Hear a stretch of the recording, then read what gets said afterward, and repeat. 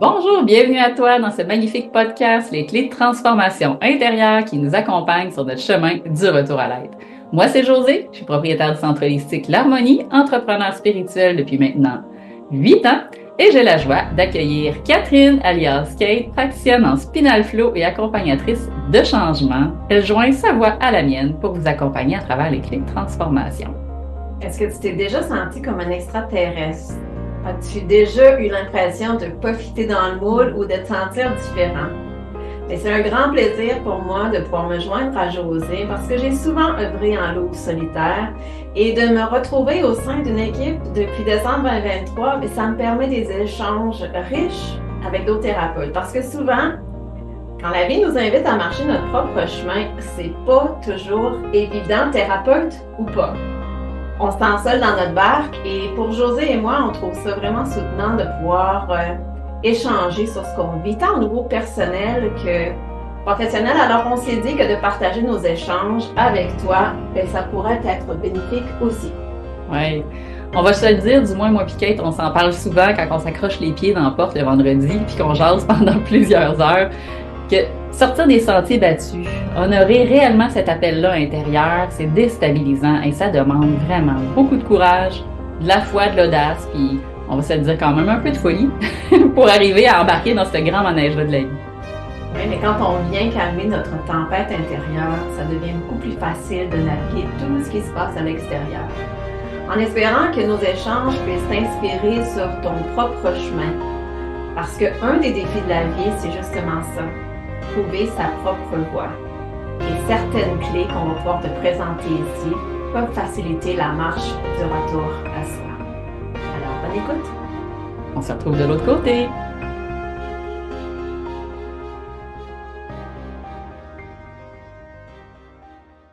Bonjour Kate! Salut tout le monde! Allô, allô! Ah, toujours aussi heureuse et excitée d'être là pour partager ce moment-là avec toi. Donc, comme à l'habitude, hein, c'est un bonheur, un privilège que j'ai d'échanger sur plein de sujets, plein de thèmes avec toi, puis voir ben, où c'est que ça va nous mener. Parce qu'on ne sait pas clairement ce qu'on va vous dire avant même qu'on commence. Alors, c'est toujours agréable. Donc, le thème aujourd'hui, j'ai expérimenté ça cette semaine avec quand même plusieurs clientes et c'est venu réactiver certaines mémoires en moi. J'avais le goût de vous entendre et de t'entendre, Kate. Face au thème de l'autorité, mais comment vous vivez avec ça, vous? Qu'est-ce que ça anime? Qu'est-ce qui vous habite? Déjà, juste quand je dis ça, là, quand il y a une figure d'autorité, que ce soit un patron, que ce soit un parent, que ce soit quelqu'un dans une forme de hiérarchie, dans un système, qu'est-ce que ça réveille? Qu'est-ce que ça réveille en toi, ça, Kate, quand je te dis ça? Moi, juste le mot autorité en partant, c'est que on dirait que la rebelle en moi s'active. Ouais. Ça ramène, pour moi, ça me ramène à l'autorité parentale. Mm. Ou est-ce que des fois, c'était peut-être pas tout à fait aligné? Puis comment est-ce que des fois, en lien avec l'autorité parentale, tu sais, fais ça comme ça parce que je suis ton parent, tu sais, parce que je te le dis, parce que c'est comme ça, parce que je suis ton parent, tu sais, combien de personnes ont entendu ça? Tu sais, parce que je suis ta mère, parce que je suis ton père, tu sais, déjà là, c'est comme si ça fermait un peu à la discussion. Mm. C'est comme si, oups, puis moi, ça me fait braquer. Fait que, tu sais, plus, mettons, comme un système défensif qu'un système d'ouverture, là, tu sais. Ouais. Ouais. Puis d'un autre côté, l'autorité, notre autorité intérieure, Mhm. mais ça me ramène aussi dans l'alignement. Ça me ramène aussi dans est-ce que je suis en autorité de ma propre personne, Mhm. mais l'autorité pour moi a vraiment une connotation de braquage. Pour toi, ça soulève quoi? Ben, tu vois, je suis partagée, moi, avec ce thème-là. Parce que dépendamment de la figure, je vais dire autoritaire ou du thème ou de la sphère que ça touche, il y en a un à travers lequel ça peut vraiment me déclencher, puis là, je vais me rebeller. Bon, là, je vais parler un peu plus largement de système, de collectif, de gouvernement et autres et autres. Bref, ces systèmes-là, ça a tendance à déclencher plus l'aspect rebelle. Ouais. Il y a une autre forme d'autorité qui m'amène dans un espace un peu plus sensible, qui me donne le sentiment de ne pas être OK, ça me ramène un peu plus dans l'insécurité, puis slash même des fois un peu dans une peur où je vais m'écraser. Puis c'est paradoxal, là, parce que pourtant, l'autorité pourrait faire vivre la même chose. Mais il y a dans des domaines de vie, je te dis, puis là, je vais prendre ici celle du couple parce que c'est quelque chose que j'explore beaucoup, là. J'ai fait plein de ménages dans plein d'aspects. Puis j'ai l'impression qu'il y a une forme d'autorité. Donc, pour moi, le couple, c'est en lien avec donc le masculin. Dans cette situation-là, ça va m'amener beaucoup plus un sentiment d'être petite ou d'avoir un sentiment de ne pas avoir été correct. Tu sais, le petit syndrome de la petite fille parfaite, là, tu sais, qui a peur tout d'un coup de ne pas avoir bien fait puis d'avoir déçu, genre. Ça, dans cette énergie-là, ça m'amène là. Mais pour les autres grands systèmes qu'on connaît, hey, ça me craint, là. Je suis plus comme la rebelle qui a tendance à sortir dans cet espace-là. Fait que, tu vois, je trouve ça intéressant parce que ça me fait pas vivre. Je pourrais pas te dire c'est tout noir, tout blanc dans cette situation-là. Mm. Puis du côté autorité, pour moi, aussi, ce que ça soulève, c'est la police. Ah, Comment OK. est-ce que, si je suis en auto, Mhm. tu sais, pour moi, la représentation de la police, à quelque part, ça devrait être un sentiment de sécurité. Ouais. On se sent protégé. Mhm. Puis, si je vois une police en arrière de moi, il y a quelque chose intérieurement qui se déclenche de oh mon Dieu, tu sais, je suis correct, je roule du correct. Euh, fait que ça aussi, tu vois, c'est une autorité. Oui. C'est une autorité qui me rend plutôt nerveuse, même si j'ai commis aucune faute, même si tout est bien. Euh, puis tu vois, j'ai eu d'affaires à l'autorité dernièrement, moi, parce que j'ai appelé la police pour ma voisine, ma super voisine. Donc, vous avez entendu également dans d'autres podcasts. Ouais.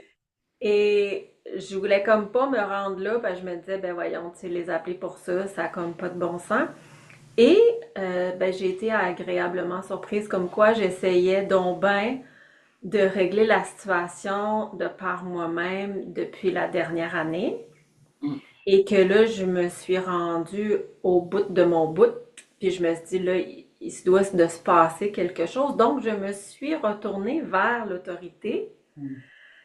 et ben, j'ai été agréablement surprise parce que on m'a dit, écoutez, madame, ça n'a aucun bon sens ce que vous êtes en train de vivre là. Et Mm. oui, on est là. Donc, ça m'a comme fait, ouais, ok, moi j'évitais ça de peur aussi de déranger. Je me suis dit, hey, écoute, ils ont bien d'autres affaires à régler, eux autres, là. Je voulais pas les ennuyer avec ça, mais là, qu'est-ce que t'as dit? Ça doit pas comme être urgent. Tu sais, ça doit pas comme si être si important. C'est ça. Donc, j'ai pas composé le 911, mais j'ai téléphoné au numéro, tu sais, puis même la répartitrice, elle m'a dit, écoutez, madame, j'entends déjà ce qui se passe là en arrière, donc vous avez raison de nous avoir appelés. Donc, on m'a donné raison, mais encore là, de peur de déranger, ça Ouais. fait des mois, ça fait 1 an et plus que je deal avec une certaine situation, puis je voulais pas déranger, je voulais être capable d'être dans ma propre autorité, d'être capable de placer mes limites, ou est-ce que j'ai essayé pendant des mois d'être dans le rôle de la sauveuse. Mhm. Puis où est-ce qu'après ça, je suis revenue un peu plus dans mettre mes limites. Donc, je me suis explorée. Pour moi, cette voisine-là, c'est une grande enseignante, là. Ouais.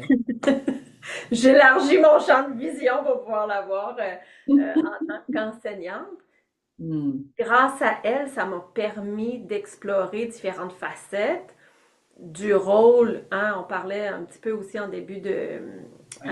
Avant de s'enregistrer, on devrait toujours commencer nos enregistrements avant nos enregistrements, parce que c'est riche ce qu'on discute avant pour pouvoir mettre la table. Mais dans la pyramide de Capman, j'ai essayé pendant des mois d'être dans le rôle de la sauveuse. Puis où est-ce que je me suis mise un petit peu victime aussi par moment, puis qu'après ça, j'ai repris de mon autorité, puis qu'à un moment donné, ben, je me suis tournée vers plus grand, vers une autorité qui pouvait mettre des limites puis émettre des étiquettes.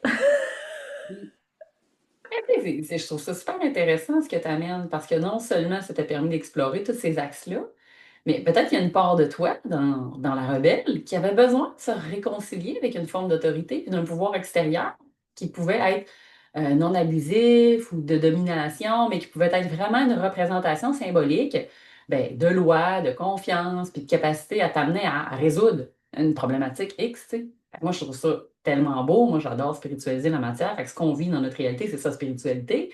Donc, comment apprendre de ces beaux enseignements-là pour justement aller rétablir le lien. En tout cas, moi, je trouve que c'est une grande expérience que tu as vécue en lien avec l'autorité. Donc, de te retourner vers l'autorité pour demander de l'aide plutôt que de te sentir comme j'ai fait quelque chose de pas correct, je me suis fait surprendre.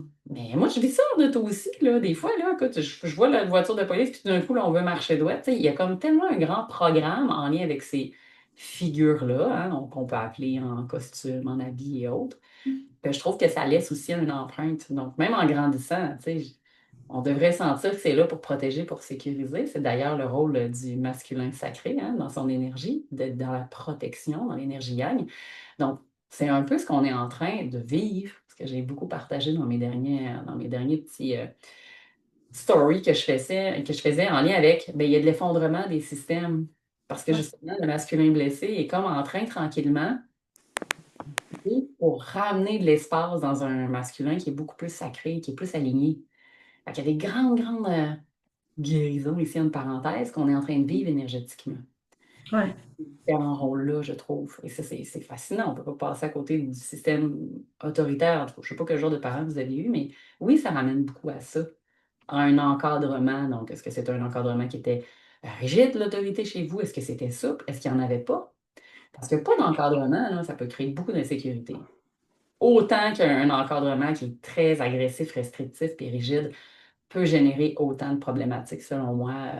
J'en ai là, des petits cocos que j'accompagne qui ont bien des troubles de position, là. On se demande des fois, ils s'opposent à quoi? Peut être intéressant, hein? Et puis, c'est quoi la dynamique dans l'autorité? Je trouve que c'est un bon thème aujourd'hui. Y a autre chose qui te pop par rapport à ça, toi? Sur comment dealer, sur ce que ça anime, sur ce que ça fait vivre? L'autorité intérieure versus l'autorité extérieure. Moi, j'ai fait quand même des grands liens avec ça récemment. Ben, pour revenir en son autorité intérieure, Mhm. c'est important d'apprendre à se connaître. Ouais. Donc, ça fait aussi partie du chemin du retour à soi. Euh, le grand questionnement du qui suis-je, hein? Mhm. Ça ramène aussi à ça pour pouvoir savoir elles sont où nos limites.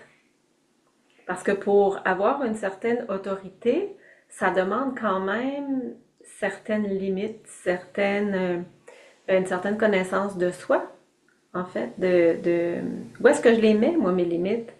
Tu sais, des fois, j'ai l'impression que je me suis un peu ramollie à travers mes processus, puis à travers mon manque, des périodes de manque de confiance ou des périodes de grande remise en question, où est-ce que j'ai vu certains comportements du passé, puis que je me suis dit, Colin, je n'étais pas vraiment en alignement, mais quand j'étais dedans, je me pensais donc bien en alignement.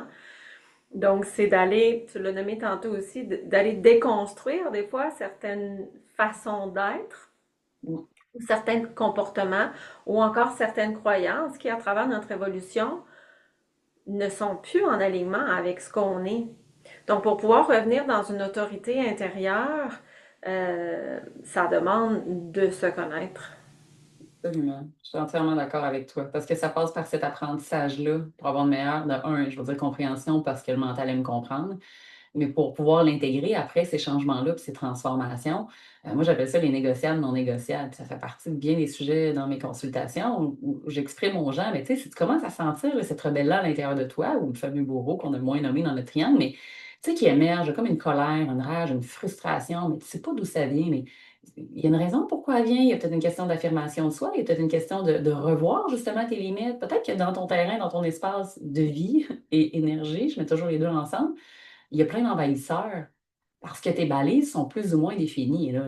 Ça n'a pas besoin d'être rigide dans le cadre, il peut y avoir de la souplesse là-dedans. Mais les négociables, non négociables, moi, j'ai eu à faire face à ça à un moment donné, à me rasseoir puis à dire, hey, mais tu sais, il y a être tolérant puis adaptable. J'ai beau être Gémeaux ascendant en balance, double signe d'air, puis être super malléable, là, mais il y a toujours bien des limites. Pas de la porte à modeler, tu comprends? Mais il y a eu un moment où OK, je suis pas obligée de m'attacher, de me définir qu'à travers ça, mais moi, dans mes valeurs, puis dans mon amour propre, ici et maintenant, ben ça, pour moi, c'est un manque de respect, puis c'est non maintenant, tu sais. Mais beaucoup de personnes ont ce défi-là, je trouve, quand il y a une émergence de colère, de frustration, de rage ou de rébellion, ça vient protéger quelque chose à l'intérieur de vous. Donc, la question, c'est de voir ça vient protéger quoi, de un? Puis qu'est-ce que c'est en train de vous apprendre sur vous? Ben, peut-être que toutes ces fois-là là, où tu as dit oui, là, il y avait peut-être de l'auto-abus de toi parce que peut-être que c'était des vieux mécanismes inconscients pour plaire, pour pas décevoir. Puis, mais qu'au final, en dedans, c'était genre un non. Là. ben, tu t'es un peu trahi toi-même en allant à l'encontre de ce qui était vraiment bon et juste pour toi à ce moment-là. Fait que revoir ses balises, selon moi, ça fait partie de l'autorité intérieure en dire, écoute, ça c'est oui, ça c'est non, mais peut-être qu'une autre fois, ce sera plus ça, puis ça va être OK. Donc, de Exact. rester à l'écoute du besoin, puis du sentiment intérieur qui vous anime, pour moi, c'est l'une des grandes clés qui va faire en sorte de ne pas être dans celle qui s'écrase ou celle qui va en guerre, là, tu sais. Je vais revenir dans ce centre-là, cet équilibre neutre, où il n'y a pas de déclencheur émotionnel dans les extrêmes qui se présentent. Mais ceci étant dit, on sait que c'est une grande pièce de théâtre que nous sommes venus explorer plein de rôles, plein de possibilités. Et à travers ce parcours-là aussi, tu sais, pour revenir dans cette neutralité-là, des fois, on se doit d'aller expérimenter, de se faire écraser, puis de revenir dans rebelle, pour pouvoir après ça venir trouver notre juste milieu. Moi, à travers mon parcours, j'ai réalisé que dans mon évolution, dans l'élévation de mes fréquences, dans l'exploration plus côté énergétique, ben, j'ai touché à beaucoup d'amour, j'ai touché à l'amour de soi, j'ai touché à de la grâce. Je me suis élevée dans mes fréquences, mais des fois, on se lève tellement dans nos fréquences qu'on ne veut plus aller visiter ces parts-là un petit peu plus sombres de celles que nous sommes, de la rebelle, ou de ne pas l'assumer, ou de ne pas vouloir retourner là où est-ce qu'on a déjà été. Mais des fois, on a tellement refoulé ces parts de nous-là qu'avant de revenir dans un alignement qui est beaucoup plus doux, non pas de se percher dans l'amour et la lumière et la bienveillance. Oui, ça fait partie de celle que nous sommes, mais on demeure quand même humaine. Absolument. Puis des fois, à marcher ce chemin-là de l'élévation, ben moi en tout cas, je me suis perchée un petit peu dans qu'est-ce que l'amour dirait, donc de vouloir à tout prix que ce soit le cœur et l'amour qui gèrent ça. Mais dans ce passage-là, j'ai renié les parts de moi que tu as un petit peu certaines émotions qui sont plus denses, Ouais. dont le ressentiment, la colère, la haine, que je voulais donc pas aller là, mais que ça fait partie aussi du chemin. Puis des fois, ben, la vie va nous emmener des situations dans nos extrémités Ouais. pour pouvoir qu'on puisse aller tranquillement, venir tempérer ça, puis revenir un petit peu plus dans une neutralité. Tu sais, moi, ma rebelle, là, adolescente, là, ben, dernièrement, je l'ai accueillie. Mhm. Dernièrement, je me suis assise avec elle, puis, tu sais, je lui ai dit bravo. Bravo d'avoir été celle que tu as été, puis c'était pas facile cette période-là à naviguer, puis on peut parler de ça aussi pour toi que des ados à la maison, Mhm. c'est pas évident parce qu'on a nous-mêmes traversé cette période-là, puis c'est important de s'en rappeler. Et pour moi, ça a été un beau processus de m'asseoir avec mon ado de 14, 15, 16 ans, qui était donc bien utopique dans sa façon de penser, qui était tellement dans l'harmonie à tout prix, puis dans la désillusion après ça de ben non, le monde n'est pas fait de bisounours, là. Moi, mon monde, c'était celui des bisounours, mais à un moment donné, je vais réaliser que mon Dieu, c'était pas ça. Mais c'est comme si j'avais refoulé un peu cet ado-là, Mhm. puis dernièrement, elle remontait à la surface. Puis un peu dans la rébellion, un peu dans ma force de caractère, puis un peu, tu sais, je suis allée un petit peu dans mon extrême, puis après ça, je me suis dit, ben c'est pas incorrect. Tu sais, merci d'avoir été celle que tu as été pour traverser ce que tu avais à traverser dans ce moment-là, parce que il y a seulement qu'à travers l'expérience qu'on est capable de se définir. Oui, on peut apprendre des choses à travers des livres, à travers des films, à travers des documentaires, à travers des formations, à travers des ateliers. Mais toi et moi, on prône beaucoup ça, de marcher notre propre chemin. Et c'est seulement qu'à travers, pour moi, c'est beaucoup, pas seulement, mais c'est beaucoup à travers ces processus-là, ce cheminement-là, qu'on arrive à se définir. Donc, d'embrasser celle qu'on a été, comme on a été, sans chercher à vouloir changer quoi que ce soit de ça, puis de permettre de se rappeler que, Caroline, c'était pas facile. Donc oui, j'ai eu ces comportements-là, parfois même autodestructeurs. Parce que je savais pas mieux à ce moment-là. Je faisais donc bien de mon mieux pour naviguer ma réalité, en plus avec tous les changements qui s'opèrent intérieurement, côté hormonal, côté situationnel aussi. Euh, ouais, Ça amène vraiment un bon point. Je trouve ça beau, puis c'est un outil tellement grandiose. On en a plein d'outils, mais je vais reprôner l'hypnose ici parce que pour moi, c'est tellement un espace de transformation incroyable. Puis on utilise beaucoup les archétypes en hypnose, puis je trouve que dans ton exemple, la rebelle, c'est exactement ça. Fait que bravo d'avoir naturellement créé exactement ce qu'il y avait à faire pour rétablir ce que j'appelle la réconciliation. C'est d'aller à la rencontre de cet archétype, de ce personnage-là à l'intérieur de soi pour pouvoir justement l'embrasser, mieux le comprendre, écouter, répondre aux besoins qui étaient là pour justement que ça devienne plus doux.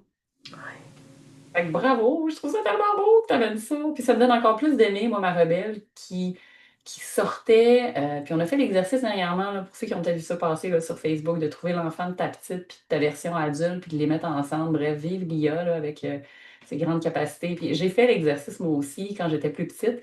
Et je me suis plu à sortir l'album. La dernière fois, tu avais sorti ta photo. Je dis, ah, je vais retourner fouiller là-dedans. De tous mes âges scolaires, tu sais, la photo, le genre, avec le décor, là. Pas de crêpé de même, les cheveux coiffés comme ça, bref, vive avec des looks un peu drôles. C'est toujours le fun de se revoir enfant. Puis là, je regardais toutes les photos, puis j'étais capable de dire à partir de quand il y a quelque chose qui s'est brisé face à l'enfance, parce que j'avais pas le même sourire. Puis dans mon expression, ce n'était pas la même vision. J'ai fait, c'est là, c'est cette année-là, sixième secondaire. J'avais déjà fait un processus, donc je savais ce que j'avais vécu comme expérience, trauma et bouleversement dans cette période-là de ma vie. Et là, clairement, il y a quelque chose de figé. Je reconnais pas la fille que je regarde. Puis je me dis, waouh, ben c'est là qu'a commencé à naître, moi, ma rebelle. C'est là qu'a commencé à dire, OK, ben si je suis plus dans les bisounours, si je suis plus dans les câlinours, puis si ça, finalement, c'est pas ça, et que l'autodestruction a embarqué dans des comportements moins, je ne vais pas dire moins recommandables parce que ça fait partie du chemin. J'avais besoin de cette expérience-là, moi, pour me permettre de vivre autre chose que la sainte perfection, comme on a souvent parlé. ouais, J'avais besoin d'aller complètement dans autre chose pour voir qu'il y a autre chose qui existe. Mais pour finalement dire, OK, je suis allée jusqu'au bout de ça, je l'ai expérimenté. Est-ce que je m'identifie plus à travers ça? Ouais, pas tant plus. Donc, ça pourrait être quoi le centre? Fait que ça, ben, l'archétype de cette rebelle, c'est un peu ça aussi que j'ai fait quand j'ai repris l'image. J'ai fait, hey, mais c'était big, là, cette année-là, ce que tu as vécu. Tu peux-tu juste te dire bravo d'être encore là, tu sais, sachant que ça aurait pu pas prendre le bon bord, parce qu'il y en a que ça prend pas le bon bord, là, tu sais, puis il y en a même, j'ai quand même plusieurs personnes qui me parlent de cas de suicide ces temps-ci, puis je fais comme, waouh, ça aurait pu être ça, tu sais, à ce moment-là, mais ça n'a pas été le ouais. choix que j'ai fait. Fait que merci de ramener l'archétype, puis ton beau processus que tu as fait. C'était une clé fondamentale pour moi, pour les gens qui vivent ça, puis qui n'arrivent pas à se réconcilier, là. Sachez que l'hypnose et autres approches, c'est tellement, tellement beau comme processus à vivre. Ouais. Hmm. Puis de retourner dans notre passé, justement, pour aller voir c'était quoi cette signification-là d'autorité pour nous? Qu'est-ce que ça apportait? Tu sais, moi, je me suis vraiment rebellée. Pour moi, la relation avec ma mère était très difficile quand j'étais enfant, adolescente, voire même adulte, là. C'est un certain défi. Elle aussi, c'est une très grande enseignante pour moi. Puis c'est beaucoup grâce à elle. C'est grâce à moi, mais c'est beaucoup grâce à elle que je suis devenue celle que je suis aujourd'hui, de par notre dualité, de par les conflits qu'on a eus, euh, de par cette autorité parentale-là, qui, elle a reçu aussi.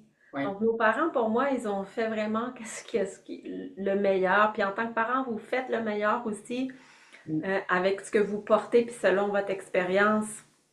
Mais pour moi, cette expérience-là, étant jeune, cette expérience autoritaire-là, pour moi, je me sentais pas comprise dans celle que j'étais. Ouais. Hmm.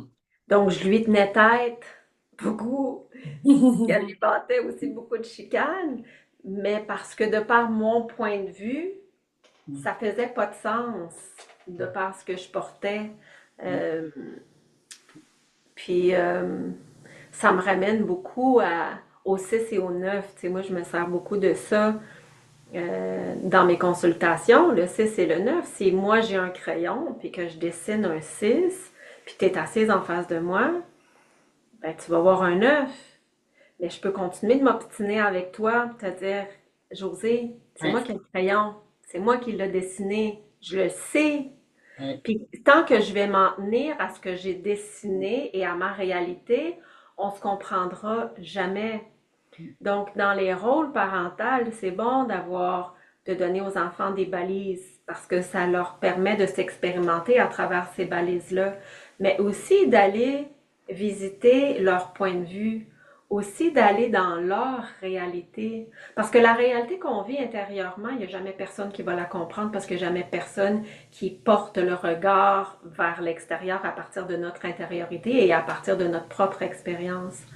Donc, de s'ouvrir à la réalité de l'autre, c'est de Mm. savoir que c'est moi qui ai le crayon, c'est moi qui l'ai dessiné, mais qu'est-ce que l'autre peut voir à travers sa réalité à partir de son point de vue.